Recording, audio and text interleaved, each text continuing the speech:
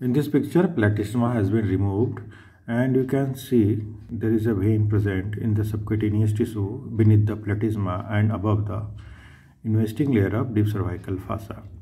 This vein is external jugular vein. External jugular vein formed by the union of posterior auricular vein and the posterior branch of retromandibular vein. After formation, it runs downwards above the sternocleidomastoid muscle and drain into the subclavian vein. Here you can see the tributaries of the external jugular vein. This is the posterior external jugular vein.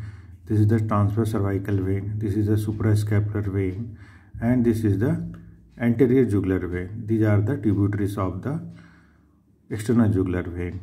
External jugular vein also connected to the internal jugular vein. You can see here internal jugular vein through the oblique jugular vein. This is oblique jugular vein. Now you can see here this is the retromandibular vein. Retromandibular vein is formed by the superficial temporal vein which drains the scalp and the maxillary vein. It is present in the substance of the parotid gland. At the lower border of the parotid gland, it divides into anterior branch and posterior branch. Anterior branch joins the facial vein and forms the common facial vein.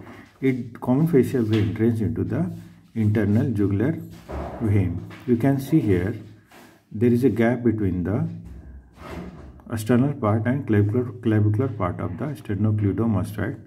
This space is known as lesser supraclavicular fossa. Lesser supraclavicular fossa. You can see here the internal jugular vein. Internal jugular vein can be accessed in this space. In this picture, you can see some cutaneous nerves. To see these pictures, these nerves clearly, external jugular vein has been dissected out here, and these are the subcutaneous nerves. They are pressing the investing layer of deep cervical fossa and come out at the level of the